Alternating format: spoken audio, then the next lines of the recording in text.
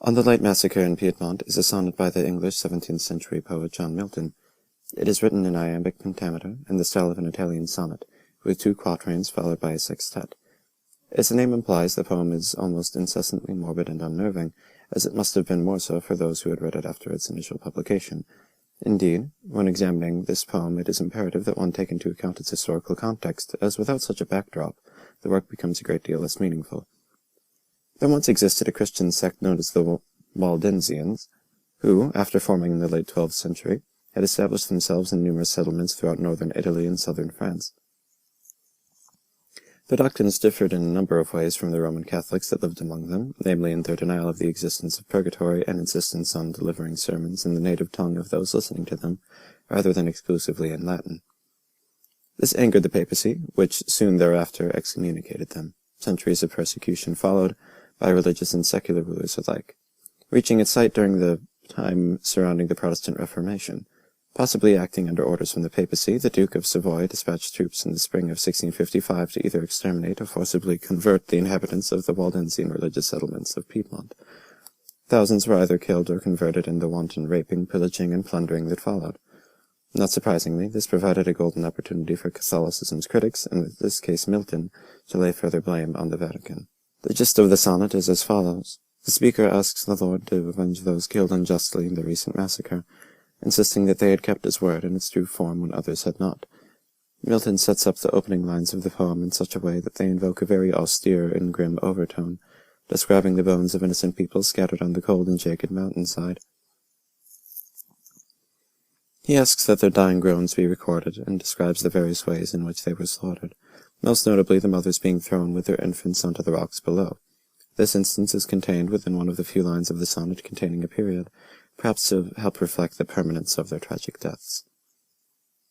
He then recounts how, somewhat ironically, the victims, upon meeting their ends on the low point of the valley below, then ascend to the heights of heaven above.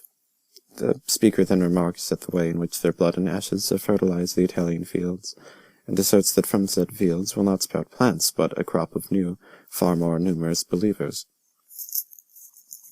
The sonnet closes by denouncing the Pope and making a reference to the Babylonian exile of the Jews, which is important in a number of ways, but will be addressed later. As mentioned prior, the explication of this poem is made different from that of others, mainly in that it is so dependent on the context in which the work was written. Its importance is largely thematic, and involves a great deal of drawing parallels between different historical and religious symbols and concepts. Take, for example, an instance of metonymy taking the form of triple tyrant, which is a reference to the triple crown that the Pope wears. There are also multiple biblical references, some of which are quite in evidence, and others that must instead be inferred.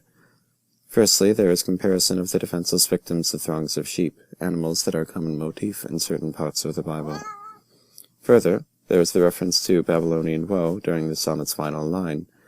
This serves as a means of comparing the suffering that the Jews experienced during their conquest and exile at the hands of the Babylonians to that of the Waldensians. This is also explained by the fact that during Milton's time it was common among critics of the papacy to associate the Catholic Church with the Whore of Babylon, featured in the Book of Revelation. One familiar with Judeo-Christian theology might also make the association that the progression of the sonnet seems to vaguely represent the changes relevant to the transition of the Old Testament to the New Testament. For instance, the appeals made to a vengeful God and the excess of slaughter and violence described in the poem's first half are rather reminiscent of the Old Testament, as were the significantly more hopeful overtones, and the theme of rebirth and salvation represented in the second harken back to the New Testament. After having become more well acquainted with the sonnet, it's hard to avoid getting the impression that Milton's primary goal while writing it was not aesthetic or artistic in nature, but rather to create a reactionary piece, raising awareness about a once current event. In hindsight, however, it has become clear that it is an excellent piece of 17th century social commentary, giving a contemporary reader a good idea as to the state of religion and politics at the time.